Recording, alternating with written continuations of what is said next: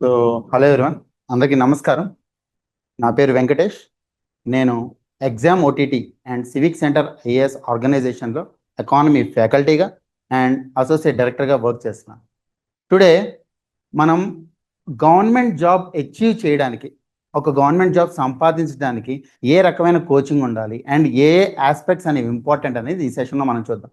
ఎందుకు సార్ అంత స్ట్రెస్ చేస్తున్నారు గవర్నమెంట్ జాబ్ అని? ప్రతి ఒక్క స్టూడెంట్కి, ఎవరైతే ఒక యావరేజ్ ఒక కాలేజ్లో చదివిన మనలాంటి పల్లెటూరు నుంచి వచ్చిన స్టూడెంట్స్ ఎవరైతే ఉంటారో వాళ్ళందరికీ ఒక కళ గవర్నమెంట్ ఉద్యోగం.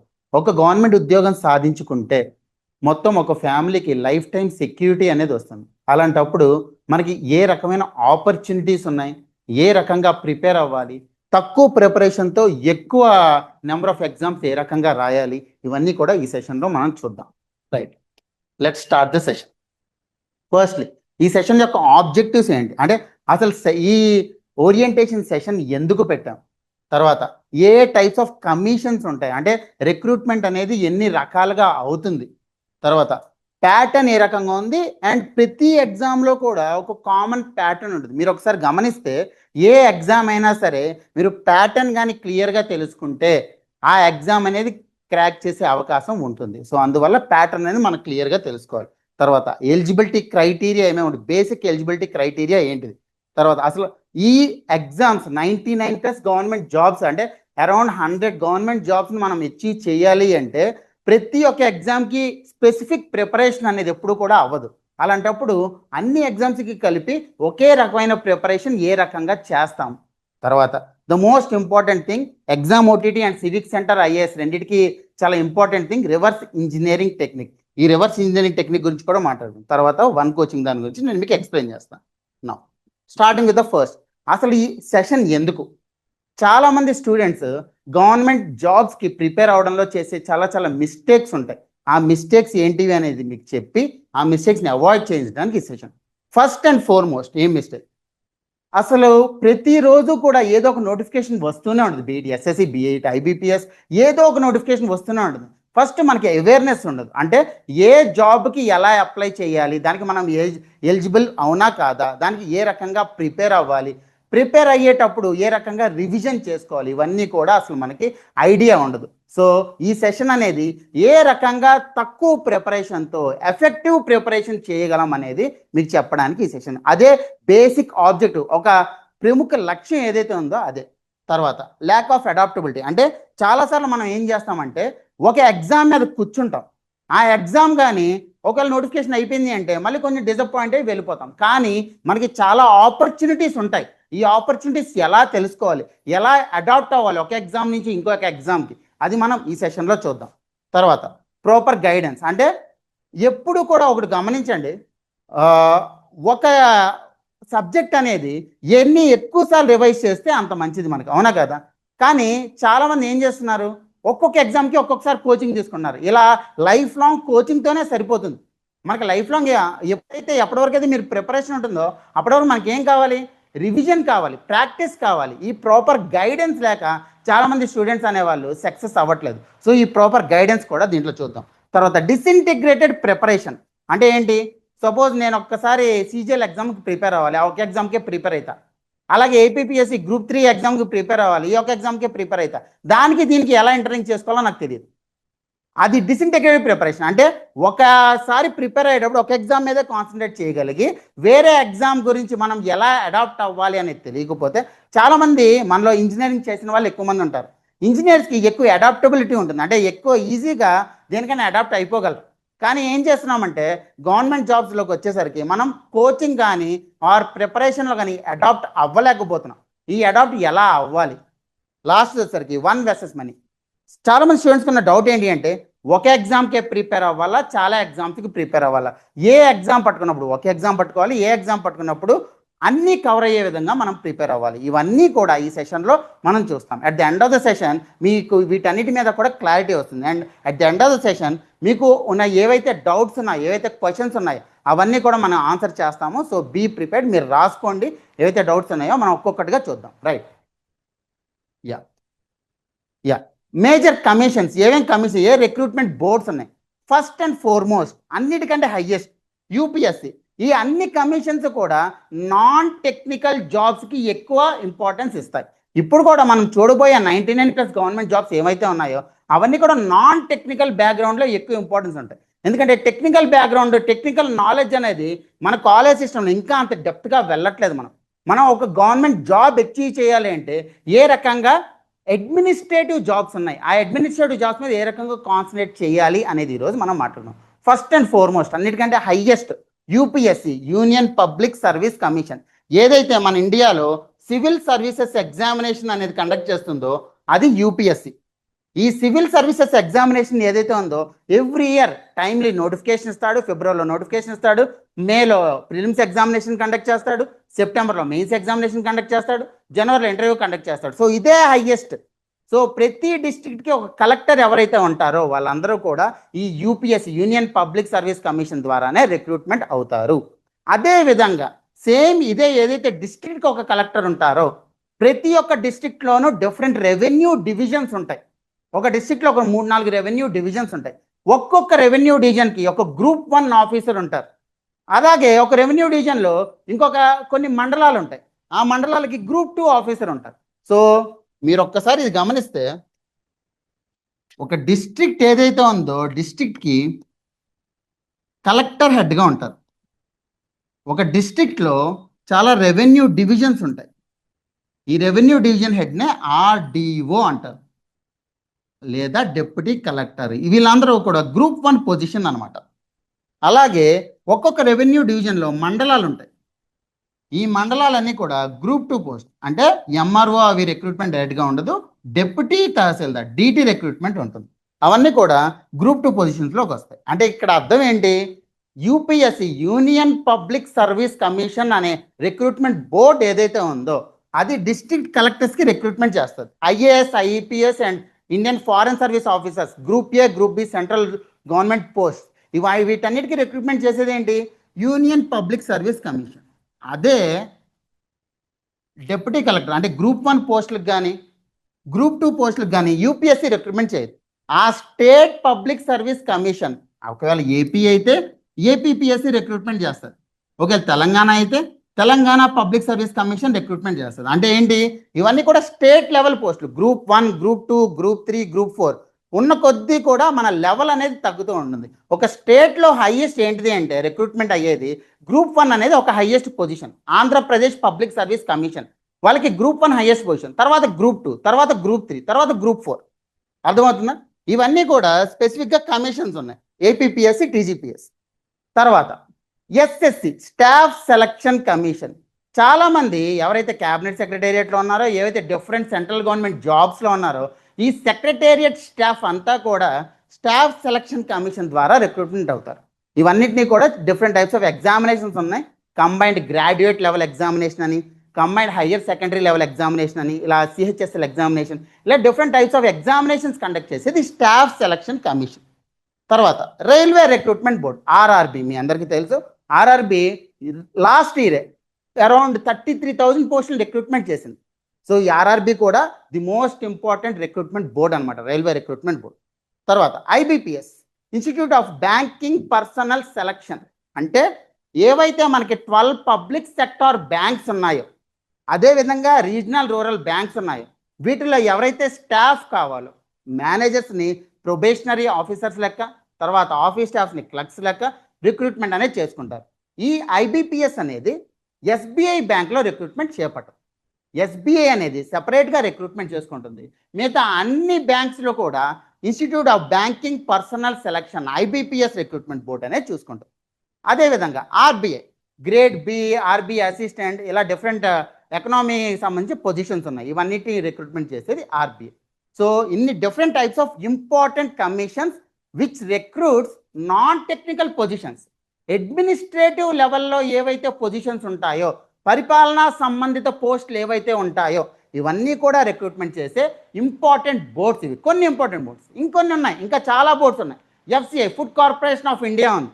అలా అదేవిధంగా police recruitment board, Andhra Pradesh police recruitment board ఉంది, తెలంగాణ పోలీస్ రిక్రూట్మెంట్ బోర్డు ఉంది. ఇలా different types of recruitment boards ఉన్నాయి. మోస్ట్లీ మనకి చాలా నెంబర్ ఆఫ్ పోస్టులు కనపడేది ఈ డిఫరెంట్ టైప్స్ ఆఫ్ ఎగ్జామినేషన్లో చాలా ఎక్కువ మంది ప్రిపేర్ అవుతున్నారు. వీటిల్లో మనం చూసేది ఏంటి అంటే ఈ యూనియన్ పబ్లిక్ సర్వీస్ కమిషన్ కావచ్చు, Andhra Pradesh or Telangana public service కమిషన్లో గ్రూప్ 1 ఆర్ గ్రూప్ 2 కావచ్చు. ఈ మూడు తీసుకోండి. UPSC civil services examination, group 1, group 2, ఈ మూడు ఒక కేటగిరీలో పెడదాం, మిగతావన్నీ కూడా వేరే కేటగిరీలో పెడదాం. ఎందుకు అనేది ఒక టైం పీరియడ్ నేను డిస్కస్ చేస్తాను. సో ఇప్పుడు ఒక్కొక్క దాంట్లో ఏ రకంగా కమిషన్స్ అనేవి మనకి ఎలిజిబిలిటీ క్రైటీరియా ఉంటుంది, ఎవరు ప్రిపేర్ అవ్వచ్చు ఈ ఎగ్జామ్స్కి అనేది ఒక్కసారి చూద్దాం. మీకు అన్ని ఎగ్జామినేషన్, ఎస్ఎస్సిలో సిజిఎల్ ఎగ్జామినేషన్ ఉంది, సిహెచ్ఎల్ ఎగ్జామినేషన్ ఉంది, యూపీఎస్సిలో సిఏపిఎఫ్ ఎగ్జామినేషన్ ఉంది, ఆర్బీఐ గ్రేడ్ బి ఉంది, assistant, RRB group D officer ఉంది, NTPC NTPC non technical positions, RRB NTPC positions, IBPS recruitment. మీరు అన్నీ కూడా చూడండి. ఏజ్ లిమిట్ ఏంటి? 18 to 30 years maximum age limit, అంతేనా? అంటే ఏంటి, మీరు గ్రాడ్యుయేషన్ ఫైనల్ ఇయర్లో ఉన్నప్పుడు మేబీ కొన్ని పోస్టులకి, లైక్ ఇక్కడ చూడండి ఒకసారి, SSC staff selection commission CHSL అనే ఎగ్జామ్ కండక్ట్ చేస్తుంది, combined higher secondary level examination conduct చేస్తుంది. దానికి మినిమం ఎడ్యుకేషన్ క్వాలిఫికేషన్ ఏంటిది? క్లాస్ 12 ఇంటర్మీడియట్ పాస్ అయితే చాలు. అంటే ఏంటి, 18 ఇయర్స్ నిండితే మీరు ఆ ఎగ్జామినేషన్కి ఎలిజిబిలిటీ ఉంటారు. ఎందుకు సార్ ఇంత తక్కువ 18 ఇయర్స్ చాలా వాటికి మెన్షన్ చేస్తారు అంటే, జనరల్గా APPSC or Telangana public service commission కూడా 18 to 42 ఇయర్స్ అనేదేమో APPSC, Telangana public service commission ఏమో 18 to 44 ఇయర్స్ అనేది తెలంగాణ. ఎందుకు సార్ 18 ఇయర్స్ ఇచ్చారు? ఆ టైం మన గ్రాడ్యుయేషన్ కంప్లీట్ కాదు కదంటే అది మినిమం ఏజ్ అనమాట. కొంతమంది స్కిప్ చేసుకుంటూ తొందరగా చదువుకుంటూ వెళ్తారు. అలాంటి వాళ్ళని కూడా ఎంకరేజ్ చేయడానికి 18 ఇయర్స్ అనేది మినిమం ఎడ్యుకేషనల్ క్వాలిఫికేషన్ లెక్క పెట్టారు, ఏజ్ క్రైటీరియా లెక్క పెట్టారు. మరి మినిమం ఎడ్యుకేషనల్ క్వాలిఫికేషన్ ఏంటి? మీరు మ్యాక్సిమం చూడండి, బ్యాచిలర్స్ డిగ్రీ ప్రతి ఒక్క ఎగ్జామినేషన్కి ఇదివరకు ఏముండేది, బ్యాచిలర్స్ డిగ్రీలో 60% రావాలి, 70% రావాలి, ఇలా ఉండేది. కానీ ఇప్పుడు మీరు గ్రాడ్యుయేషన్ కంప్లీట్ చేసుకుంటే మీకు ఓపెన్ అయ్యే ఆపర్చునిటీస్ ఇంకా ఎక్కడ ఉండవు. అన్ని ఆపర్చునిటీస్ అరౌండ్ ఈ ఇయర్ వచ్చేసరికి 2,53,000 పోస్ట్స్ అనేవి రిక్రూట్మెంట్ అవుతున్నాయి, అన్ని బోర్డ్స్ కలిపి. అంటే 2 లక్షల పోస్టులు అంటే ఎంతలా ప్రిపేర్ అవ్వచ్చు మనం, ఎంత ఈజీగా జాబ్ అనేది కొట్టచ్చు. ఒక్కసారి మీ స్ట్రాటజీ కానీ కరెక్ట్గా ఉంటే మీకు గవర్నమెంట్ జాబ్ అనేది చాలా ఆసానీసే వస్తుంది, అది గుర్తుపెట్టుకోండి. సో దీనికి మినిమం ఎడ్యుకేషన్ క్వాలిఫికేషన్ అంటే మ్యాక్సిమం అన్ని పోస్టులకి గ్రాడ్యుయేషన్ బ్యాచిలర్స్ డిగ్రీ అనేది ఉండాలి. అది టెక్నికల్ డిగ్రీ కావచ్చు, నాన్ టెక్నికల్ డిగ్రీ కావచ్చు, మీ చేతిలో సర్టిఫికేట్ ఉండాలి నోటిఫికేషన్ పడే టైంకి. వీటిలో కొన్ని పోస్టులు ఉన్నాయి, ఇక్కడ చూడండి. Last year RRB group D ఎగ్జామినేషన్కి రిలీజ్ చేశారు నోటిఫికేషన్. క్లాస్ 10th పాస్ అయితే చాలు, అంటే 10th పాస్ అయిన వాళ్ళందరూ కూడా అప్లై చేశారు. ఒక్కసారి లాస్ట్ ఇయర్ అప్లై చేసిన వాళ్ళ సంఖ్య చూద్దాం మనం. మొత్తం అందరూ కలిపి ఓపెన్ కేటగిరీ యూఆర్ అంటే అన్రిజర్వ్డ్ అని, అన్రిజర్వ్డ్ అనే వాళ్ళకి నార్మల్గా 50% అనేది ఉంటుంది. 1 10 100 1000 10,000 lakhs 18 లక్షల మంది అన్రిజర్వ్డ్ క్యాండిడేట్స్ అనే వాళ్ళు అప్లై చేశారు. ఇక్కడ చూద్దాం, ఓబీసీ వాళ్ళు 47 లక్షల మంది అప్లై చేశారు, ఎస్సీ వాళ్ళు 8 లక్షల మంది. అంటే వీళ్ళందరూ కలిపి ఎంతమంది అప్లై చేశారో తెలుసా? లాస్ట్ ఇయర్ 1,08,00,000 మంది అప్లై చేశారు ఒక్క ఆర్ఆర్బి గ్రూప్ 2 పొజిషన్కి. అది 10th పాస్ అయితే చాలన్న ఉద్యోగాలకి మాత్రమే. 10th పాస్ అయితే చాలన్న ఉద్యోగాలకి ఎంతమంది అప్లై చేశారు? 1 కోటి మంది అప్లై చేశారు. ఎన్ని పోస్టులు ఉన్నాయి? లాస్ట్ ఇయర్ ఇచ్చింది 33,000 పోస్టులు ఉన్నాయి, 33,000 ఆర్ఆర్బి ఉద్యోగాలు. మొత్తం మీద మీకు తెలుసా ఒక్క పోస్ట్కి ఎంత కాంపిటీషన్ ఉందో? 300 మంది కాంపిటీషన్ ఒక పోస్ట్కి, సుమారు 333 మంది. అంటే ఒక పోస్ట్కి అంతమంది కాంపిటీషన్. ఎందుకు సార్ గవర్నమెంట్ జాబ్కి అంతలాగా క్రేజ్ అంటే, ఒకటి, ఎప్పుడైనా సరే ఒక్కసారి మీకు గవర్నమెంట్ జాబ్ వచ్చింది అంటే లైఫ్ సెక్యూరిటీ ఉంటుంది, అలాగే ఫినాన్షియల్ సెక్యూరిటీ ఉంటుంది. మీరు చాలామంది ఉన్నత స్థాయికి వెళ్దామని అనుకుంటారు. ఉన్నత స్థాయికి వెళ్దాం అనుకున్నప్పుడు చాలామందికి ఎకనామిక్ బ్యాక్గ్రౌండ్ చాలా కొంచెం వీక్ ఎకనామిక్ బ్యాక్గ్రౌండ్ ఉంటుంది. అంటే కొంచెం లోయర్ లెవెల్ ఆఫ్ స్టాటస్ నుంచి వస్తారు. వాళ్ళందరూ ఏం చేయాలి? ఫస్ట్ ఏదో ఒక మంచి గవర్నమెంట్ జాబ్ కొట్టుకోవాలి. ఒక్కసారి గవర్నమెంట్ జాబ్ కొట్టుకుంటే చేతిలో ఒక గవర్నమెంట్ జాబ్ ఉంటుంది, లైఫ్ సెక్యూరిటీ ఉంటుంది, ఫినాన్షియల్ సెక్యూరిటీ ఉంటుంది. అప్పుడు మీరు కూర్చొని హైయెస్ట్ పోస్ట్ యూపీఎస్సీకి ప్రిపేర్ అవ్వచ్చు. అంటే ఏంటి, మనకి వన్స్ ఒక్కసారి గవర్నమెంట్ జాబ్ వచ్చింది అంటే మొత్తం అన్ని టెన్షన్స్ ఫ్రీ అయిపోతాయి. సో అందువల్ల ఈవెన్ క్లాస్ 10th అనేది మినిమం ఎడ్యుకేషన్ క్వాలిఫికేషన్ పెట్టినప్పుడు కూడా 1,00,00,000 మంది అప్లై చేశారు. అంతలా కాంపిటీషన్ ఉంది. ఎందుకు సార్ అంతలా కాంపిటీషన్? క్లాస్ 10th ఉద్యోగాలు అంటే ఏ 5,000 10,000 ఉంటుందంటే కాదు. ఒక్కసారి 7th పే కమిషన్ చూడండి. ఇది 7th పే కమిషన్ మ్యాట్రిక్స్. రీసెంట్గా 8th పే కమిషన్ మ్యాట్రిక్స్ అనేది నవంబర్ 2025లో వేశారు. ఇంకా దాని రిపోర్ట్ అనేది రిలీజ్ చేయలేదు. ఆ రిపోర్ట్ అనేది రిలీజ్ చేస్తే అది నార్మల్గా అప్లై చేస్తారు. ఒక్కసారి 7th పే కమిషన్లో ఇవి గ్రేడ్స్ అనమాట. ఇదేమో లెవెల్స్. అంటే మినిమం ఎంత ఉంది శాలరీ? 18,000 మినిమం. అంటే మీరు అప్పటికప్పుడు రిక్రూట్మెంట్ అయితే అదే మినిమము కొన్ని పోస్టులకేమో 56,000 ఉంది. అంటే ఒక 20,000 జాబు మీరు రిక్రూట్మెంట్ అవ్వగానే ఈవెన్ ఇంజనీరింగ్ స్టూడెంట్స్కి కూడా ఒక్కసారి ఆలోచించండి.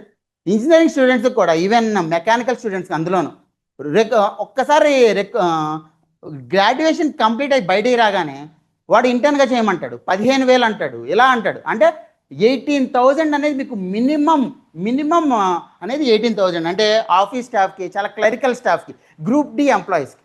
అదే కొంత సిజిఎల్ ఎగ్జామినేషన్ రాసిన వాళ్ళకి, సెక్రటరియట్ స్టాఫ్కి చూద్దాం, మినిమం 56,000 ఉంది మీకు. Minimum 56,000 starting. అంటే మీకు చేతిలో పడే అమౌంట్ అనేది. ఇది 7th పే కమిషన్ మాత్రమే. మళ్ళీ ఈ ఇయర్ ఇంకా శాలరీస్ పెరుగుతాయి.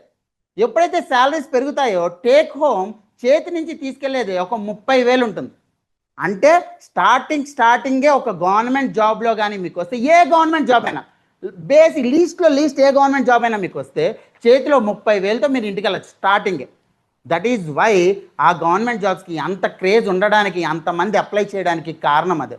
సార్ ఇంతమంది అప్లై చేస్తున్నారు, ఇంత కాంపిటీషన్ ఉంది, అలాంటప్పుడు నేను ఎలా సార్ సెలెక్ట్ అవ్వగలను? ఏ రకంగా నేను ప్రాక్టీస్ చేయాలి? ఏ రకంగా కోచింగ్ తీసుకోవాలి? ఇప్పుడు దాని దగ్గరికి వద్దాం. మనం ఈ జాబ్స్ అన్నీ కూడా చూద్దాము. దీంట్లో ఏ రకంగా ప్యాటర్న్ ఉంది, ఎగ్జామినేషన్ ప్యాటర్న్, ఒక 5 minutes ఇది డిస్కస్ చేద్దాం. First SSC CGL combined graduate level examination. అది 2 types ఉంటుంది. రెండిట్లోనూ ఎంసీక్యూస్, మల్టిపుల్ చాయిస్ క్వశ్చన్సే ఉంటాయి. దాంట్లో సబ్జెక్ట్స్ ఏమేమో చూడండి. క్వాంటిటేటివ్ యాప్టిట్యూడ్ ఉంది, రీజనింగ్ ఉంది, ఇంగ్లీష్ ఉంది, జనరల్ అవేర్నెస్ ఉంది, అంటే జనరల్ నాలెడ్జ్, జనరల్ స్టడీస్ ఉంది, అంటే అదేవిధంగా కరెంట్ అఫైర్స్ ఉంది. ఈ 4 సబ్జెక్ట్స్ దీంట్లో ఎస్ఎస్సి సిజిఎల్లో మనకున్నాయి. అదేవిధంగా సిహెచ్ఎస్ఎల్ చూడండి, కంబైన్డ్ హయ్యర్ సెకండరీ లెవెల్. దాంట్లో కూడా ఇంగ్లీష్ లాంగ్వేజ్ ఉంది, జనరల్ ఇంటెలిజెన్స్ అంటే క్వాంటిటేటివ్ యాప్టిట్యూడ్ ఉన్నాయి, అదేవిధంగా జనరల్ అవేర్నెస్ అంటే general studies examination, general studies subject కూడా ఉంది కరెంట్ అఫైర్స్తో పాటు. తర్వాత యూపీఎస్సీలో సిఏపిఎఫ్ 2 రిటర్న్ పేపర్స్ ఉన్నాయి, ఫిజికల్ ఉంటుంది, ఇంటర్వ్యూ ఉంటుంది, 3 స్టేజెస్ ఉన్నాయి. దీంట్లో కూడా జనరల్ మెంటల్ ఎబిలిటీ ఉంది, జనరల్ స్టడీస్ ఉంది, కరెంట్ అఫైర్స్ ఉంది, జనరల్ ఇంగ్లీష్ ఉంది. Next grade B, RBI grade B, అది కూడా 2 levels, general studies, English, quantitative aptitude, English. RBI assistant, English ఉంది, జనరల్ స్టడీస్ ఉంది, ఏదో ఒక లోకల్ లాంగ్వేజ్ నేర్చుకోవాలి. గ్రూప్ డి, మ్యాథమెటిక్స్ ఉంది, జనరల్ స్టడీస్ ఉంది, ఫిజికల్ ఫిట్నెస్ ప్రిపరేషన్ మీద కాన్సన్ట్రేట్ చేయాలి. ఎన్టీపీసీ మ్యాథమెటిక్స్ ఉంది, జనరల్ స్టడీస్ ఉంది, కరెంట్ అఫైర్స్ ఉంది, లాజికల్ రీజనింగ్ ఉంది. మళ్ళీ IBPS English, logical reasoning, general studies, current affairs. అదేవిధంగా IBPS PO English, quantitative aptitude, general studies, current affairs. మీరు ఏ ఎగ్జామినేషన్ వీటిలో చూసుకోండి, ప్యాటర్న్ అనేది ప్రతి దాంట్లో కూడా మినిమం 2 tier ఎగ్జామినేషన్ ఉంది, అవునా కదా? Minimum 2 tiers. అయితే ఒక ఎగ్జామినేషన్, ఒక ఇంటర్వ్యూ, లేదా ఒక ఎగ్జామినేషన్, ఒక సర్టిఫికేట్ వెరిఫికేషన్, ఇలా మినిమం 2 tiers ఉన్నాయి, అవునా కదా? ఎందుకు? ఎక్కువ మంది అప్లై చేస్తున్నారు కాబట్టి వాళ్ళందరినీ కూడా ఫిల్టర్ చేయడం అనేది చాలా ఇంపార్టెంట్. ఈ ఫిల్టర్ చేసే పద్ధతిలో 2 tier, 3 tier, 4 tier అంటారు. సో టైర్స్ అంటే అర్థం ఏంటి? ఒక లెవెల్ అనమాట. Prelims examination, mains examination, interview, ఇలా లెవెల్స్ ఉంటాయి. ఈ లెవెల్స్ అన్నీ చూసుకున్నా మీరు బేసిక్గా కాన్సన్ట్రేట్ చేయాల్సిన సబ్జెక్ట్స్ ఏంటి? ఇవన్నీ చూసుకోండి. ఒకటి, జనరల్ ఇంగ్లీష్ మీద ఎక్కువ కాన్సన్ట్రేట్ చేయాలి. రెండోది general studies. Sir general studies అంటే ఏంటి సార్? అసలు జనరల్ స్టడీస్లో ఏమేమి వస్తాయి? జనరల్ స్టడీస్ అన్నా, జనరల్ సైన్స్ అన్నా ఒకటేనా? కాదు. జనరల్ స్టడీస్ అంటే పాలిటీ, మన కాన్స్టిట్యూషన్, మన రాజ్యాంగం ఏ రకంగా ఉంది, ఈ జనరల్ స్టడీస్లో అది మనం చదువుకోవాలి. దాని తర్వాత జాగ్రఫీ చదువుకోవాలి, మన భౌగోళిక శాస్త్రం ఏ రకంగా ఉంది అది చదువుకోవాలి. తర్వాత ఎకానమీ, మన ఇండియా యొక్క ఫినాన్షియల్ సిస్టమ్ ఏ రకంగా ఉంది ఇది చదువుకోవాలి. తర్వాత హిస్టరీ, మన చరిత్ర ఏంటో చదువుకోవాలి. తర్వాత సైన్స్ అండ్ టెక్నాలజీ, ఏవేవి ఇన్నోవేషన్స్ ఉన్నాయి రీసెంట్ టైమ్స్లో, ఈ సైన్స్ అండ్ టెక్నాలజీ ఇన్నోవేషన్స్ కూడా మనం చదువుకోవాలి. అంటే ఇవన్నీ కూడా జనరల్ స్టడీస్లో ఉండే బేసిక్ కాన్సెప్ట్స్. రీసెంట్గా సైన్స్ అండ్ టెక్నాలజీలో ఎన్విరాన్మెంట్కి ఎక్కువ ఇంపార్టెన్స్ పెరిగింది. చాలామంది అంటున్నారు కదా పర్యావరణ పరిరక్షణ అని. ఈ ఎన్విరాన్మెంట్కి ఎక్కువ ఇంపార్టెన్స్ పెరిగింది. సార్ ఇన్ని సబ్జెక్ట్స్ ఉన్నాయి, నాకు అసలు ఏది తెలియదు సార్, గ్రాడ్యుయేషన్ అయ్యి ఇప్పుడే నేను బయటకు వచ్చాను, ఏ రకంగా నేను ప్రిపేర్ అవ్వాలి సార్ అంటే, ఈ సబ్జెక్ట్స్ అన్నీ కూడా చాలా బేసిక్ లెవెల్లో అడుగుతాడు. దీనికి సంబంధించి కానీ మనం వన్స్ ఒక్కసారి కోచింగ్ తీసుకొని మనం అర్థం చేసుకుంటే కాన్సెప్ట్ చాలా ఈజీ అయిపోతుంది సార్. తర్వాత జనరల్ ఇంగ్లీష్. సార్ అసలు నాకు ఇంగ్లీష్ అంటేనే భయము, ఇంగ్లీష్ భయం అన్నప్పుడు ఈ ఇంగ్లీష్ని నేను ఎలా క్రాక్ చేస్తాను సార్? జనరల్ ఇంగ్లీష్లో మీకు చాలా బేసిక్ అడుగుతాడు, గ్రామర్ అడుగుతాడు. ఈ గ్రామర్కి సంబంధించి మనం ఎక్కువ ప్రాక్టీస్ చేస్తే అది ఈజీగా వచ్చేస్తుంది. తర్వాత క్వాంటిటేటివ్ యాప్టిట్యూడ్, మ్యాథ్స్. చాలామంది స్టూడెంట్స్కి ఏంటి అంటే మ్యాథ్స్ అంటే ఏదో తెలియని భయం, ఏదో తెలియని భయం. కానీ మీరు ఒక్కటి గుర్తుపెట్టుకోండి, 2,53,000 పోస్టుల్లో ఈ క్వాంటిటేటివ్ యాప్టిట్యూడ్ ఎవరికైతే బాగా వస్తుందో వాళ్ళకి జాబ్ గ్యారంటీ. అందుకే మీరేం చేయాలి, ఎక్కువ ప్రాక్టీస్ చేయాలి. మీరు చూశారు కదా నేను ఇప్పుడు ఎన్ని పోస్టులు చెప్పాను, around 9-10 different types of examinations చెప్పాను. ఈ డిఫరెంట్ టైప్స్ ఆఫ్ ఎగ్జామినేషన్స్ మీరు చూసుకుంటే ప్రతి ఎగ్జామినేషన్లోనూ జనరల్ స్టడీస్ ఉంది, జనరల్ ఇంగ్లీష్ ఉంది, క్వాంటిటేటివ్ యాప్టిట్యూడ్ ఉంది. అందులోనూ బ్యాంక్ ఎగ్జామ్స్లో కావచ్చు, ఈ బ్యాంక్ ఎగ్జామ్స్లో క్వాంటిటేటివ్ యాప్టిట్యూడ్ అనేది చాలా ఇంపార్టెంట్ అవుతుంది. ఈ క్వాంటిటేటివ్ యాప్టిట్యూడ్ కానీ మనకు బాగా వచ్చింది అంటే మనకి చాలా ఆపర్చునిటీస్ అనేవి ఓపెన్ అవుతాయి. And last but not least current affairs. Current affairs sir అసలు ఏంటి సార్ కరెంట్ అఫైర్స్ అంటే? డైలీ నేను న్యూస్ చదువుతున్నాను అదే నా కరెంట్ అఫైర్స్ అంటే? కాదు. మన న్యూస్ అనేది ఏదైనా ఇష్యూ జరిగిందంటే అది న్యూస్. ఏంటిది? తెలంగాణలో నిన్న బోనాలు జరుపుకున్నారు, అది న్యూస్, అది కరెంట్ అఫైర్స్ కాదు. ఏదైనా టాపిక్ మీద మనకు రిపోర్టింగ్ చేసామంటే అది న్యూస్. కానీ ఆ బోనాలు ఎందుకు జరుపుకుంటున్నారు, ఏ రకంగా 1908లో ఇక్కడ హైదరాబాద్లో వరదలు వచ్చాయి, ఈ వరదలు వచ్చిన తర్వాత 15,000 మంది ఏ రకంగా చనిపోయారు, నెక్స్ట్ అదే రకంగా వరదలు రాకుండా ఉండడానికి, అదే రకంగా ప్లేగ్ రాకుండా ఉండడానికి మనం ఏ రకమైన పూజలు చేసాం, ఆ పూజలతో బోనాలు ఎలా స్టార్ట్ అయ్యింది, అక్కడి నుంచి ఒక కల్చర్గా ఎలా ఏర్పడింది, ఇదంతా కూడా కరెంట్ అఫైర్స్ అనమాట. కరెంట్ అఫైర్స్ అంటే ఏమీ లేదు, మీరు ఏదైతే న్యూస్లో చూస్తారో ఆ న్యూస్లోంచి మనకి హిస్టరీ ఉంది, హిస్టరీ బోనాలు అనేది ఒక టైప్ ఆఫ్ హిస్టరీ కదా, సో హిస్టరీ అనేది మనం చదువుకోవాలి. సో న్యూస్లో ఏవైతే ఐటమ్స్ ఉన్నాయో దాని నుంచి బ్యాక్గ్రౌండ్కి వచ్చి చదువుకోవడాన్నే కరెంట్ అఫైర్స్ అంటారు. మీకు ఈ 4 మీద పట్టుంటే మొత్తం అన్ని ఎగ్జామ్స్కి కూడా మీరు ఈజీగా ప్రిపేర్ అవ్వచ్చు. ఏంటివి? General English, general studies, current affairs and quantitative aptitude and logical reasoning. మీరు పెద్ద పెద్ద పదాలను కంగారు పడద్దు, దీనికి సంబంధించి చాలా ఈజీ క్వశ్చన్లు ఉంటాయి. ఇప్పుడు తమ్ముడు భార్య కొడుకుని ఏమంటారు, అది లాజికల్ రీజనింగ్ క్వశ్చన్. నేను ఒక పదం ఇచ్చాను, ఆ పదాన్ని కోడింగ్ వేరే రకంగా ఉంటుంది, అది చాలా ఈజీ. లాజికల్ రీజనింగ్ క్వశ్చన్స్ చాలా ఈజీగా ఉంటాయి. ఇవన్నీ కూడా మనం బాగా ప్రిపేర్ అయితే చాలా పోస్టులకు మనం ఎలిజిబుల్ ఉంటాం. తర్వాత సార్ నేను అన్ని పోస్టులకు కలిపి ఎలా ప్రిపేర్ అవ్వగలను? ఎందుకంటే ఇప్పుడు CGL ఉంది, staff selection commission combined graduate level examination conduct చేస్తుంది అన్నారు. ఈ staff selection commission combined graduate level examination conduct చేస్తుంది, దాని కిందే combined higher secondary level examination conduct చేస్తుంది. రెండు ఒకే కమిషన్ కండక్ట్ చేసినప్పుడు, రెండు ఒకే సబ్జెక్ట్స్ పెడుతున్నప్పుడు పోస్టులో తేడా ఏంటి సార్? వీళ్ళు హయ్యర్ కేటగిరీ, వీళ్ళు లోయర్ కేటగిరీ ఎలా చెప్తాము? ఎగ్జామినేషన్లో కూడా తేడా ఉంటుంది కదా. మనకి జనరల్ స్టడీస్ ఇస్తారు, ఇండియా యొక్క క్యాపిటల్ ఏంటి అది CHSL అడుగుతారు. ఇండియా యొక్క క్యాపిటల్ ఢిల్లీలో ఏ రకమైన మాన్యుమెంట్స్ ఉన్నాయి, ఇంకొంచెం డెప్త్గా వెళ్ళి CGL ఎగ్జామినేషన్ అడుగుతారు.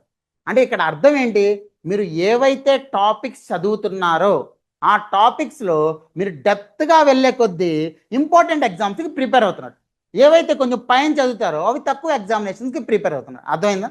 ఇప్పుడు రీజనింగ్ తీసుకోండి, లేదా క్వాంటిటేటివ్ యాప్టిట్యూడ్ తీసుకోండి. మీకు చిన్న చిన్న క్వశ్చన్, సైన్ 0 ఎంత, కాస్ 0 ఎంత, ఇవన్నీ కూడా చిన్న చిన్న క్వశ్చన్స్. ఇవన్నీ కూడా CHSL అడుగుతారు. అదే CGLలో ఏంటి, కొన్ని ఇంపార్టెంట్ సమ్ అడుగుతారు. అంటే మీరు పెద్ద లెవెల్కి వెళ్ళేసరికి ఎక్కువ డెప్త్ ఉన్న క్వశ్చన్స్ అనేవి వస్తూ ఉంటాయి, అది మీరు గుర్తుపెట్టుకోవాలి. అంటే ఇక్కడ అర్థం ఏంటి, హయ్యర్ లెవెల్ అంటే ఇందాకే మీకు చెప్పాను, UPSC కావచ్చు, Group 1 కావచ్చు, Group 2 కావచ్చు, ఈ ఎగ్జామినేషన్స్ అన్నీ కూడా కొంచెం టాప్ ఎగ్జామినేషన్స్. ఒక డెప్యూటీ తహసీల్దార్, ఒక ఎంఆర్ఓ అవ్వాలి అంటే, ఒక మండలికి అధికారి అవ్వాలి అంటే he should have a minimum knowledge కదా. సో ఈ ఎగ్జామినేషన్స్కి ఎప్పుడైతే మీరు ప్రిపేర్ అవుతున్నారో వేరే ఎగ్జామినేషన్స్ దేని మీద కూర్చోవద్దు. మీకు లైఫ్ యాంబిషన్ అది ఉంది, ఆ యాంబిషన్కి తగ్గట్టు మీరు ప్రిపేర్ అయ్యి ఆ జాబ్ మీరు క్రాక్ చేసి then you can actually settle in a very good job. Decision making jobs ఇవన్నీ. ఇప్పుడు ఒక డిస్ట్రిక్ట్ కలెక్టర్కి ఎంత డెసిషన్ మేకింగ్ పవర్ ఉంటుంది? ఒక ప్రాజెక్ట్ ఇంప్లిమెంట్ చేయాలి అంటే డిస్ట్రిక్ట్ కలెక్టర్ చేతిలోనే పవర్ ఉంటుంది, అవునా కదా? మరి అలాంటి పవర్ ఉండాలి అంటే ఎలాంటి ఎగ్జామినేషన్ కండక్ట్ చేయాలి, ఎలాంటి డెడికేషన్ కావాలి దానికి. అందువల్ల దీనికి సెపరేట్గా కూర్చోవాలి, అన్ని ఎగ్జామినేషన్స్తో కలిపి కూర్చోకూడదు. ఓన్లీ వన్ ఎగ్జామినేషన్కే ప్రిపేర్ అవ్వాలి. అదే రకంగా ఒక డిస్ట్రిక్ట్ స్థాయిలో డిస్ట్రిక్ట్ కలెక్టర్ ఉంటే, ఒక గ్రూప్ 1 స్థాయిలో ఆర్డీఓ డిప్యూటీ కలెక్టర్ ఉంటాడు, డిఎస్పీ ఉంటారు. ఇవన్నీ పొజిషన్స్ కూడా గ్రూప్ 1లో ఉంటాయి. దీనికి సెపరేట్గా కూర్చోవాలి. ఎందుకంటే ఆ డెప్త్ అనేది అంత ఎక్కువ ఉంటుంది. నేను ఇందాక చెప్పా కదా, చిన్న పోస్టులకి ఏమో డెప్త్ చాలా తక్కువ ఉంటుంది, పోస్టులు పెరిగే కొద్దీ డెప్త్ ఎక్కువ అవుతుంది. సబ్జెక్ట్ ఒకటే, అన్నిటికీ కూడా జనరల్ స్టడీస్ సబ్జెక్టు, కానీ ఉన్న డెప్త్ అనేది మారుతూ వెళ్తుంది. ఎప్పుడైతే డెప్త్ ఎక్కువ ఉంటుందో ఆ ఎగ్జామినేషన్ మీద మీరు ఎక్కువ కాన్సన్ట్రేట్ చేయాల్సి ఉంటుంది. నెక్స్ట్ గ్రూప్ 2, ఇది మండల్ లెవెల్ పోస్ట్. సో ఈ మూడింటికి కలిపి మీరు కొంచెం సెపరేట్గా కూర్చోవాల్సి ఉంటుంది. అంటే ఏదైనా ఎగ్జామ్కి ఒక ఎగ్జామ్కే ప్రిపేర్ అవ్వాలి. 2 పడవల మీద ప్రయాణం ఆ సిచ్యువేషన్లో మీకు కరెక్ట్ కాదు. యూపీఎస్సీ కావచ్చు, గ్రూప్ 1 కావచ్చు, గ్రూప్ 2 కావచ్చు. అదే కేటగిరీ 2 ఎగ్జామినేషన్స్ ఉంటాయి. ఏంటి ఇప్పుడు నేను ఏవైతే చెప్పానో ఇవన్నీ కేటగిరీ 2 ఎగ్జామినేషన్. అంటే మీరు ఒక్కసారి జనరల్ స్టడీస్ అనేది ఒక లెవెల్లో ఒక స్టాండర్డ్లో చదివితే ఆ ఎగ్జామినేషన్ ఆ పర్టికులర్ సబ్జెక్ట్ అనేది ఒక 60 డిఫరెంట్ ఎగ్జామినేషన్స్ మీకు పనికొస్తుంది. అంటే అర్థం ఏంటి, ఒకే స్టాండర్డ్లో ఉన్న డిఫరెంట్ ఎగ్జామినేషన్స్ ఉన్నాయి. ఇప్పుడు మీకు అవే చూపెట్టిందని ఇందాక. సో మీరు ఇవన్నీ కలిపి ప్రిపేర్ అయినప్పుడు మీరు తక్కువ ప్రిపరేషన్తో ఎక్కువ నెంబర్ ఆఫ్ పోస్టులు క్యాటర్ చేయగలుగుతున్నారు. అవన్నీ ఏంటి, ఎస్ఎస్సి సిజిఎల్ కావచ్చు, సిహెచ్ఎస్ఎల్ కావచ్చు, ఐబిపిఎస్ పిఓ కావచ్చు, ఆర్ఆర్బి ఎన్టీపీసీ కావచ్చు, గ్రూప్ డి కావచ్చు. ఇవన్నీ కూడా మొత్తం అన్నిటికీ కలిపి ప్రిపేర్ అవుతారు మీరు. ఎందుకంటే ఒక్కసారి మీరు ఆ స్టాండర్డ్లో జనరల్ స్టడీస్ చదివితే ఈ ఎగ్జామ్స్ అన్నీ కూడా బాగా అటెంప్ట్ చేయొచ్చు. ఒక్కసారి అదే స్టాండర్డ్లో క్వాంటిటేటివ్ యాప్టిట్యూడ్ బాగా నేర్చుకుంటే ఈ ఎగ్జామ్స్ అన్నిటికీ రాయొచ్చు. అర్థమవుతుందా? సో ఇవన్నీ కూడా ఒకే రకమైన స్టాండర్డ్ ఉన్న జాబ్స్. సార్ ఇప్పుడు స్టాండర్డ్ అంటే ఏంటి, ఆ స్టాండర్డ్ ఎలా తెలుస్తుంది మనకి? నెక్స్ట్ అది మీరు ఒకసారి చూస్తే మేము ఎప్పటి నుంచో ఎగ్జామ్ ఓటీటీ అనేది ఒక కొత్త సంస్థ, సివిక్ సెంటర్ ఐఏఎస్ యొక్క బ్రాంచ్. ఈ ఎగ్జామ్ ఓటీటీ అనేది రివర్స్ ఇంజనీరింగ్ టెక్నిక్ని ఒక ప్రాసెస్లా తీసుకుంది. ఏంటి రివర్స్ ఇంజనీరింగ్ టెక్నిక్? పేరులోనే ఉంది రివర్స్ ఇంజనీరింగ్ టెక్నిక్. అంటే మీరు ఏదన్నా ఒక అచీవ్ చేయాలి అంటే ఎగ్జామ్ రాయాలి, ఆ ఎగ్జామ్లో క్వాలిఫై అవ్వాలి. మరి ఆ ఎగ్జామ్లో ఎలాంటి క్వశ్చన్స్ వస్తున్నాయని తెలియాలి అంటే ఎలాగా? రివర్స్కి రండి. ఆల్రెడీ చాలా ఎగ్జామినేషన్స్ జరుగుంటాయి ముందు. ఒక్కసారి ఎగ్జాంపుల్ తీసుకుంటే సిజిఎల్ ఎగ్జామినేషన్ తీసుకుందాం. సిజిఎల్ ఎగ్జామినేషన్ ఎవ్రీ ఇయర్ జరుగుతుంది. ఎవ్రీ ఇయర్ జరుగుతున్నప్పుడు అరౌండ్ ఒక ఇయర్లో 500 క్వశ్చన్స్ ఉంటే ఇలా ఒక 10 ఇయర్స్ తీసుకోండి, మొత్తం అన్నీ ఎంత 5000 క్వశ్చన్స్ ఉంటాయి. అంటే ఒక 5000 క్వశ్చన్లు కానీ మీరు ప్రీవియస్ ఇయర్ క్వశ్చన్స్ చూసి ఈ క్వశ్చన్స్ కానీ ప్రాక్టీస్ చేస్తే ఏమవుతుంది, ఏ టాపిక్స్ ఇంపార్టెంట్, ఏ టాపిక్స్ ఎక్కువ ప్రయారిటీ ఇవ్వాలి, ఏవి అసలు కాన్సన్ట్రేట్ చేయక్కర్లేదు, ఇదంతా అర్థమవుతుందా? అందులోనూ క్వశ్చన్స్ ఎలా అడుగుతున్నారో అర్థమవుతుందా?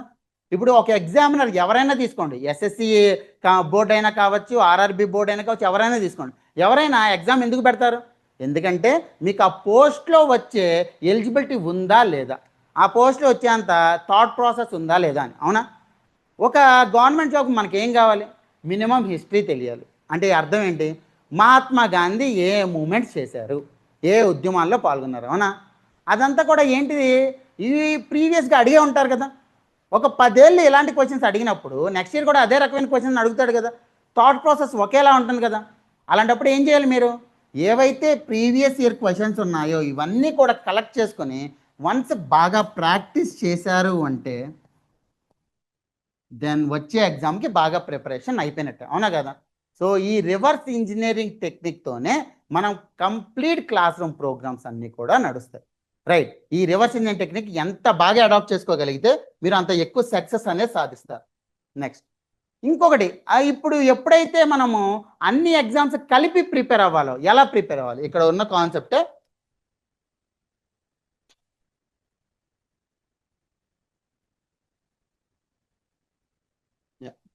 ఇక్కడ ఇంకో కాన్సెప్ట్ ఏంటి అంటే ఇంక్రిమెంటల్ ఇంటిగ్రేటెడ్ లెర్నింగ్.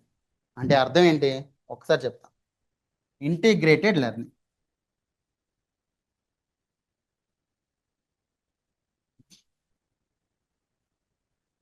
మనకి ఎస్ఎస్సి జాబ్స్ ఉన్నాయి, ఆర్ఆర్బి జాబ్స్ ఉన్నాయి, ఐబిపిఎస్ జాబ్స్ ఉన్నాయి. వీటిల్లోనూ ప్రీవియస్ ఇయర్ క్వశ్చన్స్ ఉంటాయి, అన్నిట్లోనూ ప్రీవియస్ ఇయర్ క్వశ్చన్స్ ఉంటాయి. సో ఈ 3 ప్రీవియస్ ఇయర్ క్వశ్చన్స్ సాల్వ్ చేసినప్పుడు మీకు ఒక స్టాండర్డ్ అనేది ఐడియా వస్తుందా? ఎప్పుడైతే ఒక స్టాండర్డ్ అనేది ఐడియా వస్తుందో ఈ స్టాండర్డ్ ప్రకారము మీరు అన్నిటికీ క్యాటర్ అయ్యే విధంగా చదువుతారు. అంటే అర్థం ఏంటి, ఇంటిగ్రేటెడ్ అంటే అన్నిటికీ సరిపడే మనం చదవాలి. అదే ఒకేసారి చదవలేం. సపోజ్ ఇప్పుడు జనరల్ స్టడీస్లో మీరు అన్నీ ఒకేసారి చదివేయగలరా? కాన్స్టిట్యూషన్ మొత్తం ఒకే రోజు వచ్చేస్తుందా? లేదు. స్లోగా స్టెప్ బై స్టెప్ చదవాలి. దానికే ఇంటిగ్రేటెడ్ ఇంక్రిమెంటల్ లెర్నింగ్ అంటే కాన్సెప్ట్ తర్వాత కాన్సెప్ట్ చదువుతూ ఉండాలి.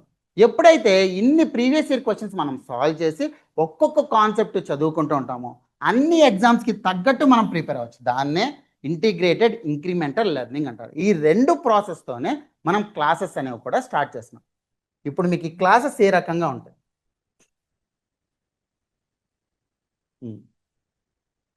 ఏం చెప్పాను? 5 సబ్జెక్ట్స్. కరెంట్ అఫైర్స్ ఉంటుంది, జనరల్ స్టడీస్ ఉంటుంది, క్వాంటిటేటివ్ యాప్టిట్యూడ్ ఉంటుంది, రీజనింగ్ ఉంటుంది, జనరల్ ఇంగ్లీష్ ఉంటుంది. ఈ 5 సబ్జెక్ట్స్ కానీ బాగా ప్రిపేర్ అయితే మీరు అరౌండ్ 2,53,000 జాబ్స్కి మీరు ప్రిపేర్ అవ్వచ్చు.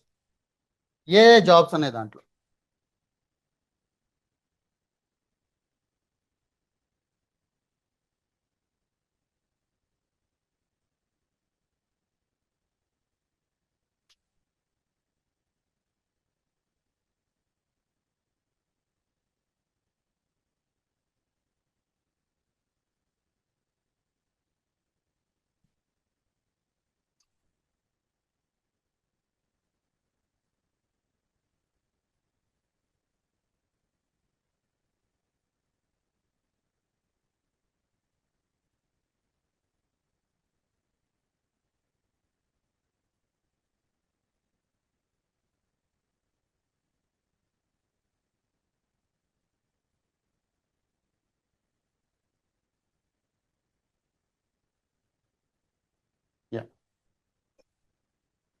ఒక్కసారి ఇటు చూడండి.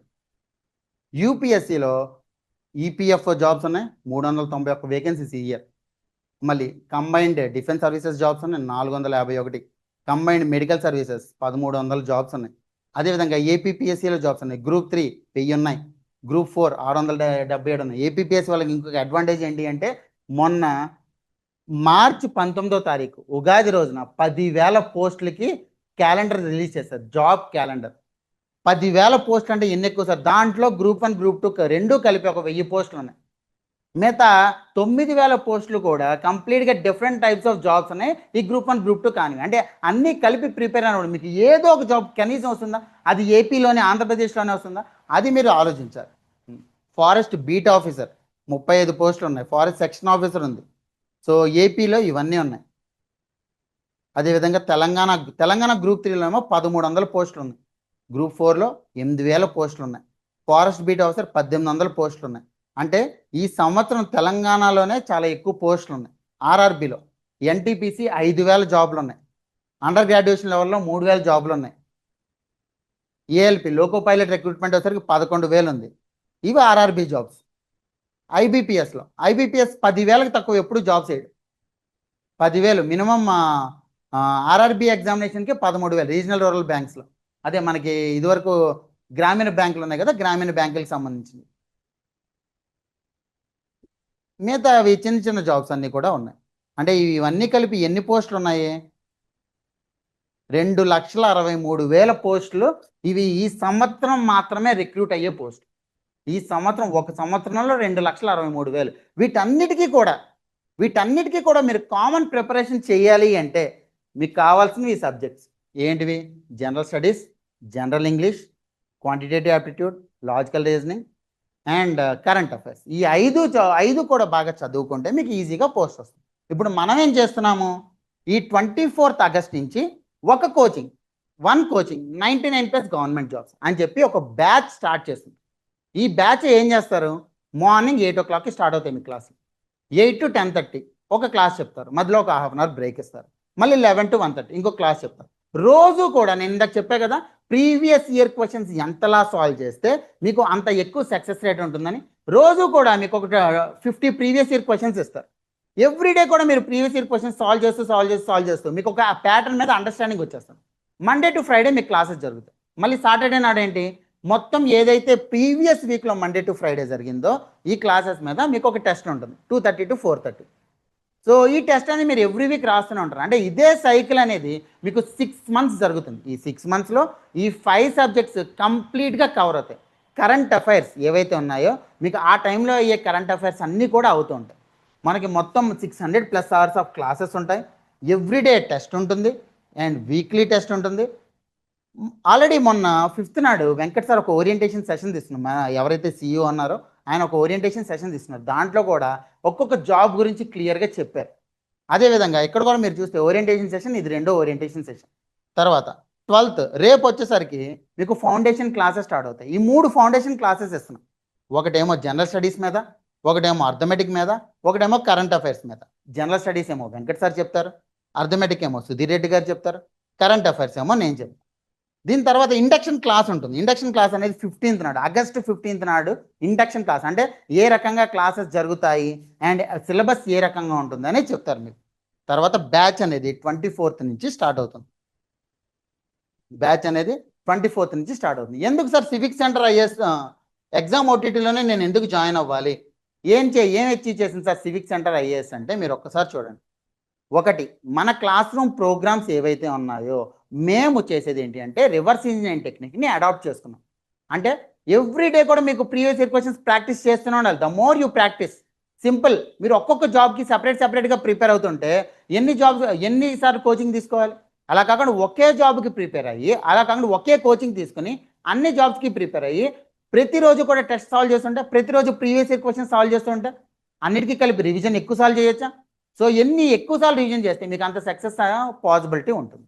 ఇప్పుడు ఫస్ట్ది ట్రాకింగ్ షీట్. అంటే ప్రతి సబ్జెక్టుకి ఏ క్లాస్లో జరుగుతాయి, ఏ టాపిక్స్ జరుగుతాయి, ఆ ట్రాకింగ్ షీట్ మీకు ఇస్తారు. తర్వాత మీకు ఎవరైతే ఫ్యాకల్టీ టీచ్ చేస్తున్నారో వాళ్ళందరూ కూడా మాస్టర్స్ అట్ క్వాలిఫైడ్ ఫ్యాకల్టీ. అంటే ఎవరైతే క్వాలిఫైడ్ ఎక్స్పర్ట్స్ ఉంటారో వాళ్ళు మీకు క్లాసెస్ అనేవి డీల్ చేస్తారు. డైలీ టెస్ట్లు ఉంటాయి, వీక్లీ టెస్ట్లు ఉంటాయి. అదేవిధంగా కంప్యూటర్ ప్రొఫిషియన్సీ ట్రైనింగ్. మీరు ఇప్పుడు ఏ జాబ్ అనేది తీసుకోండి, government job that includes group 2లో ప్రిలిమ్స్ ఎగ్జామినేషన్ ఉంటుంది, మెయిన్స్ ఎగ్జామినేషన్ ఉంటుంది, కంప్యూటర్ ప్రొఫిషియన్సీ టెస్ట్ ఉంటుంది ఏపీపీఎస్సీలో. సో ప్రతి ఎగ్జామినేషన్కి సెంట్రల్ లెవెల్లో కూడా అన్ని చోట్ల కంప్యూటర్ పెట్టేశారు. సో ఈ కంప్యూటర్ ప్రొఫిషియన్సీ ట్రైనింగ్ కూడా అవసరం మీకు.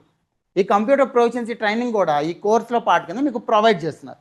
దీని తర్వాత ఒక 6 monthsలో మీకు ఎంటైర్ సిలబస్ అంతా కంప్లీట్ అయిపోతుంది. ఎప్పుడైతే ఒక 6 monthsలో కంప్లీట్ అయిపోతుందో మళ్ళీ central pay commission, 8th central pay commission వస్తుంది. 8th సెంట్రల్ పే కమిషన్ వచ్చినప్పుడు శాలరీస్ పెరుగుతాయి. అంటే ఈ సంవత్సరం మీరు ఒక లీస్ట్ జాబ్ ట్రాక్ చేసి వెళ్ళినా సరే టేక్ హోమ్ ఎంత ఉంటుంది, మినిమం 30,000 అనేది ఉంటుంది. సో ప్రిపరేషన్ అనేది as soon as possible start చేయాలి.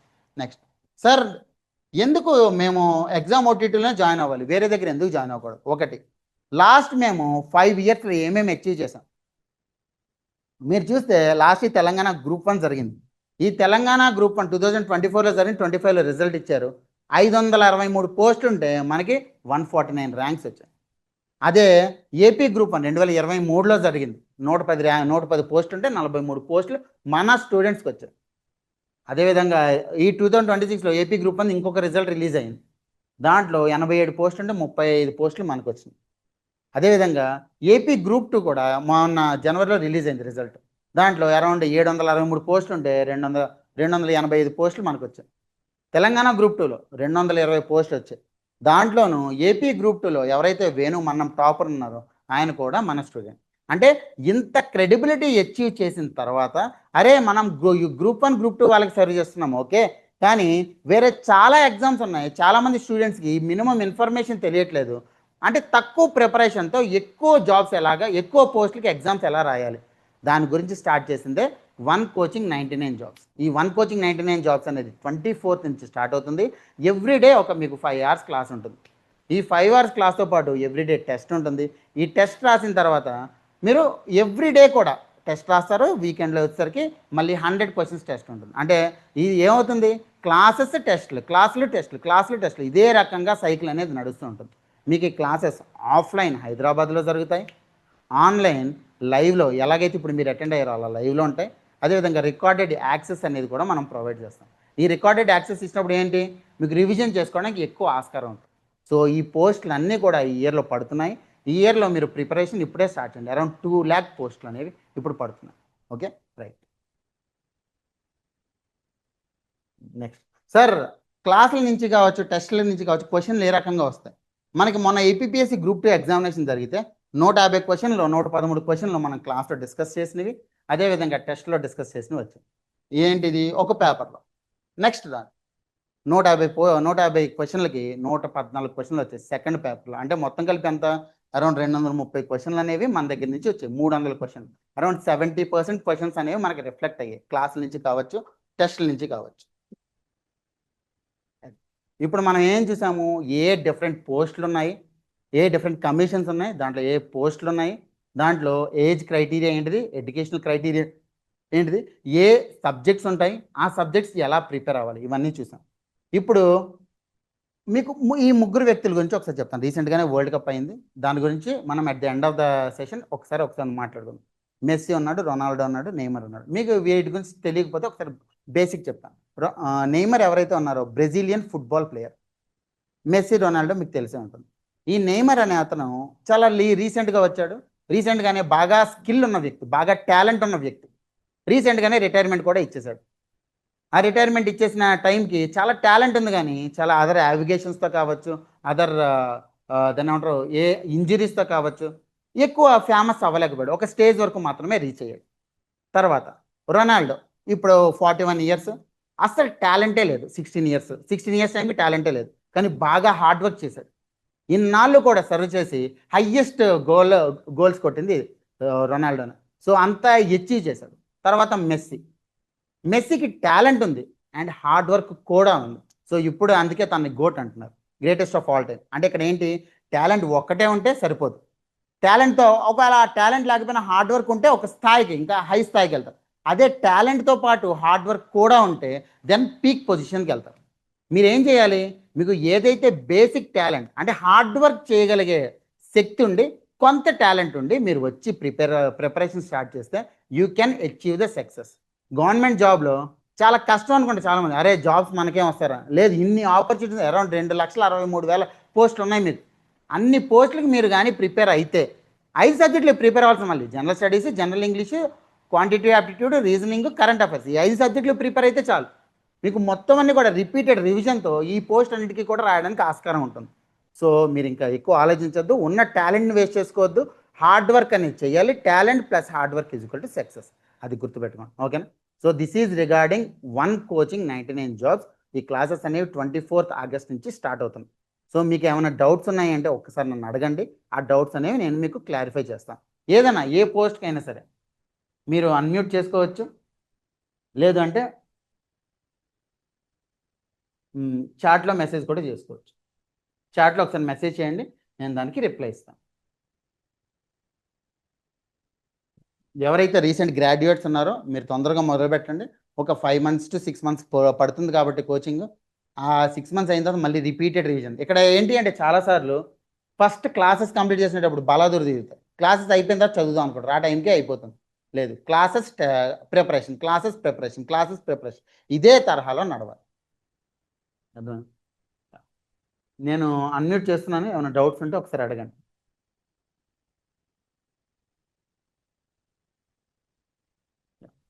ఎవరికైనా డౌట్స్ ఉన్నాయా?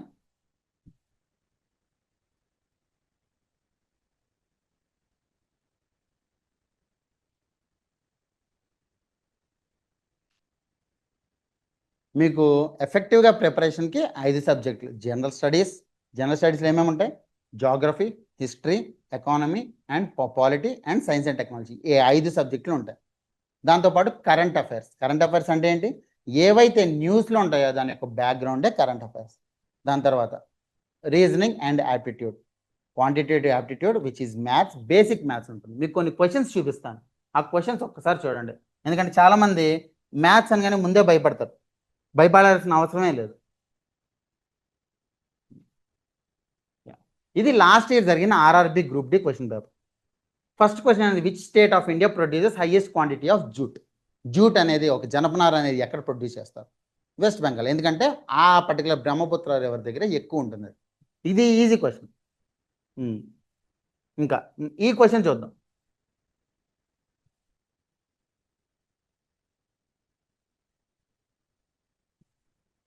క్వశ్చన్ ఏంటిది, the average production of 1996 and 97 was exactly equal to the average production of which of the following pairs of years. 1996లో ఎంత? 40. 1997లో ఎంత? 60. మొత్తం కలిపి 100. 100/2 యావరేజ్ అంటే సమ్ ఆఫ్ బై టోటల్ కదా. సో 100/2 50. అదేవిధంగా ఇంకా ఏ ఇయర్స్? 2000, 2001. 50 + 75, 70 + 125 అయిపోతుంది. మ్యాచ్ అవ్వట్ల. 1999, 2000, 65 + 50, అది మ్యాచ్ అవ్వట్ల. 1998, 2000, 45 + 50, 95, అది match అవ్వట్ల. 1995 + 2000.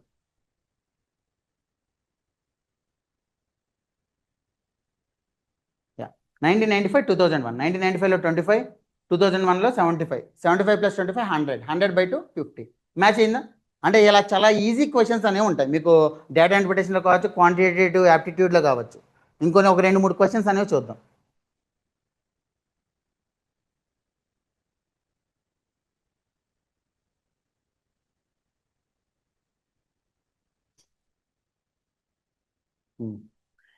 If in a certain language scarce is coded as CSRAEC, how is table coded? సింపుల్గా మీరు ప్యాటర్న్ రెడ్యూస్ చేయాలి. సిఎస్ అంటే ఎస్సి, ఆర్ఏ, ఏఆర్ని ఆర్ఏ కింద తీసుకొచ్చాడు, సిఈని ఈసీ కింద తీసుకొచ్చాడు. మీరు గమనిస్తే ప్యాటర్న్ చాలా ఈజీ. సిఎస్కి రివర్స్ అయింది, ఏఆర్ రివర్స్ అయింది, సిఈ రివర్స్ అయింది, అంతేనా? అదేవిధంగా ఇక్కడ కూడా చేయండి. ఎస్టీ రివర్స్ అవుతుంది, టిఎస్ అవుతుంది, ఏబి రివర్స్ అవుతుంది, బిఏ అవుతుంది, ఎల్ఈ రివర్స్ అవుతుంది, ఈఎల్ అవుతుంది. ఇదే లాజికల్ రీజనింగ్. అర్థమైందా? లాజికల్ రీజనింగ్ ఈ రకంగా ఉంటుంది. So general studies, logical reasoning, ఇది కరెంట్ అఫైర్, ఇది quantitative aptitude. If 19x² = 100² - 90², then find the value of x. ఎప్పుడైనా మీరు 10th క్లాస్ 12th క్లాస్లో సాల్వ్ చేసిన ప్రాబ్లమ్స్ అది. ఇక్కడ మనకి ఏంటి ఇంపార్టెంట్, ఎంత తొందరగా సాల్వ్ చేయగలుగుతాం అనేది ఇంపార్టెంట్ ఇక్కడ, అది మీరు గుర్తుపెట్టుకోండి. ఇదంతా కూడా RRB group D last year conduct చేసిన ఎగ్జామినేషన్ పేపర్. ఇదే రకంగా క్వశ్చన్స్ అనేవి ఉంటాయి. క్వాంటిటేటివ్ యాప్టిట్యూడ్ కావచ్చు, లాజికల్ రీజనింగ్ కావచ్చు, జనరల్ స్టడీస్ కావచ్చు, జనరల్ ఇంగ్లీష్ కావచ్చు, ఈ రకమైన క్వశ్చన్స్ అనేవి మీకు ఉంటాయి. అర్థమైందా? ఎందుకు ఇవి చూపిస్తున్నాను, ఎందుకంటే ప్రీవియస్ ఇయర్ క్వశ్చన్స్ యొక్క ఇంపార్టెన్స్ అంత ఎక్కువ ఉంటుంది.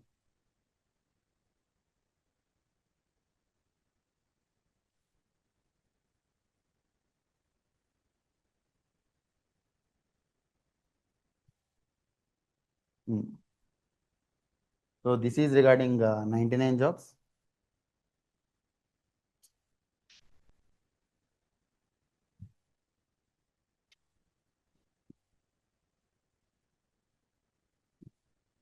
మళ్ళీ ఒకసారి చెప్తున్నాను చూడండి. Quantitative aptitude and data interpretation కలిపి 150 hours ఆఫ్ క్లాసెస్ ఉంటాయి. లాజికల్ రీజనింగ్, అనలిటికల్ ఎబిలిటీ కలిపి 100 hours ఆఫ్ క్లాసెస్ ఉంటాయి.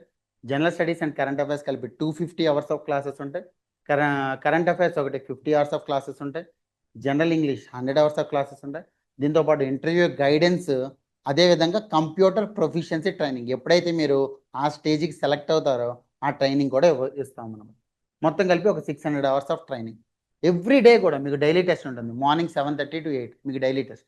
8 to 10:30 ఒక క్లాస్ జరుగుతుంది. 11 to 1:30 ఒక క్లాస్ జరుగుతుంది.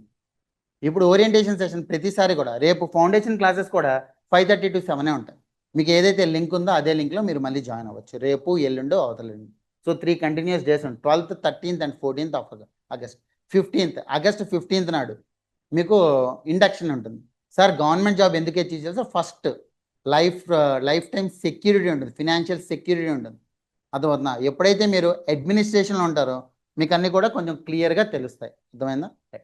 సో ఇవన్నీ కూడా నాన్ టెక్నికల్ జాబ్స్కి మనం అరౌండ్ 99+ డిఫరెంట్ జాబ్స్ మీకు ఇందాక చూపించాను కదా. ఈ జాబ్స్ అన్నిటికీ కూడా ప్రిపేర్ అవ్వడానికి we are actually providing coaching, right? So we are a branch of civic centre IAS. Civic centre IAS exam ఓటీటీలో మేము వీటన్నిటి సర్వీసెస్ కూడా స్టార్ట్ చేస్తున్నాం. ఇప్పటి వరకు కూడా గ్రూప్ 1, గ్రూప్ 2 లెవెల్లో స్టార్ట్ చేసాం. గ్రూప్ 1, గ్రూప్ 2 లెవెల్లో ఏమవుతుంది, ఇండివిజువల్ ఎగ్జామ్స్కి ప్రిపేర్ అవ్వాలి కాబట్టి దాని మీద కాన్సన్ట్రేషన్ ఎక్కువ ఉంటుంది. సో 563 పోస్టులో 149 పోస్టులు అనేవి లాస్ట్ టైం మనకు వచ్చాయి. ఇప్పుడు ఎప్పుడైతే అక్కడ సక్సెస్ అయ్యామో ఈ పోస్టులు కూడా మనం ఇద్దాము అని చెప్పి ఇప్పుడు వస్తున్నాం, right? So exam OTT which is a unit of civic centre starts it's classes from 24th of August. Thank you. ఇంకేమైనా డౌట్స్ ఉన్నాయంటే ఒకసారి అన్మ్యూట్ చేసుకోండి, లేదంటే చాట్లో అడగండి.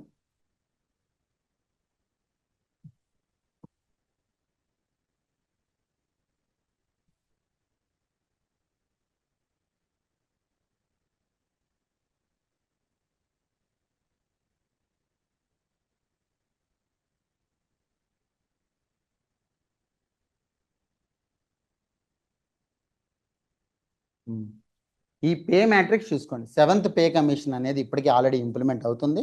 8th పే కమిషన్ అనేది November 2025లో వేశారు. ఒక మేబీ నెక్స్ట్ ఇయర్ ఇంప్లిమెంట్ చేయొచ్చు. ఎప్పుడైతే 8th పే కమిషన్ స్టార్ట్ అవుతుందో అప్పుడు టేక్ హోమే మీకు 30,000 అది ఉంటుంది. ఓకేనా?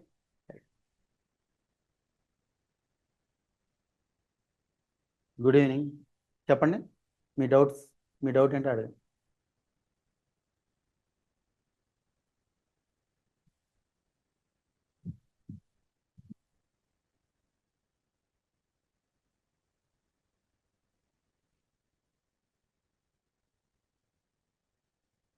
గ్రూప్ 2లో జనరల్ స్టడీస్కి ఎక్కువ ప్రిఫరెన్స్ ఉంటుంది.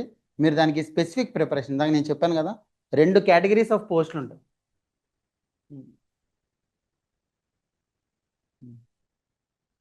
ఒకటి దానికి డెడికేటెడ్ ప్రిపరేషన్ అవసరం యూపీఎస్సికి. అది ఎవ్రీ ఇయర్ నోటిఫికేషన్ వస్తుంది. కాంపిటీషన్ అనేది కాంపిటీషన్ చాలా కొంచెం మోస్తరుగా ఉంటుంది, కానీ టఫ్నెస్ చాలా ఎక్కువ ఉంటుంది.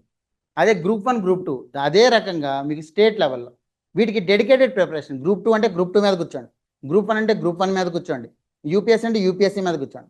అదే ఈ పోస్టులు కేటగిరీ 2 ఎగ్జామినేషన్స్ ఏవైతే మీకు 5 సబ్జెక్ట్స్ ఉన్నాయి, ఈ general studies, general English, quantitative aptitude, reasoning and current affairs, ఈ 5 సబ్జెక్ట్స్ కూడా బాగా ప్రిపేర్ అయితే ఈ పోస్ట్ అన్నిటికీ కూడా బాగా ప్రిపేర్ అవ్వచ్చు.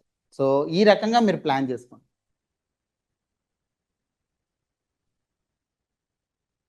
గ్రూప్ 2 అనేది ఆల్రెడీ నడుస్తుంది సార్. సివిక్ సెంటర్ ఐఏఎస్లో గ్రూప్ 2 అనేది ఆల్రెడీ నడుస్తుంది. మీకు ఒకసారి నెంబర్ పెడతాను, ఆ నెంబర్కి ఒకసారి అప్రోచ్ అవ్వండి, వాళ్ళు మీకు హెల్ప్ చేస్తారు.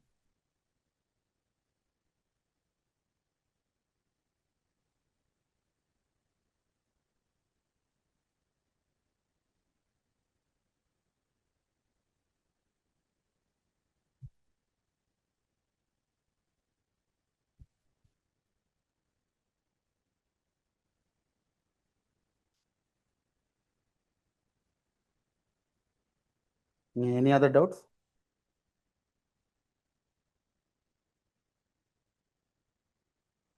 Okay, thank you very much. So రేపు ఎల్లుండి అవతలండి కూడా మీకు ఫౌండేషన్ క్లాసెస్ ఉంటాయి. అంటే ఏ రకంగా ప్రిపేర్ అవ్వాలి ఒక్కొక్క సబ్జెక్ట్ అనేది చెప్తారు. ఈ ఫౌండేషన్ క్లాసెస్ అటెండ్ అవ్వండి. ఫౌండేషన్ క్లాసెస్ తర్వాత మీకు బ్యాచ్ అనేది 24th నుంచి స్టార్ట్ అవుతుంది. ఈ ఫౌండేషన్ క్లాసెస్ మీరు ఫ్రీగానే అటెండ్ అవ్వచ్చు. ఎవ్రీడే కూడా 5:30 to 7 ఉంటాయి. Thank you.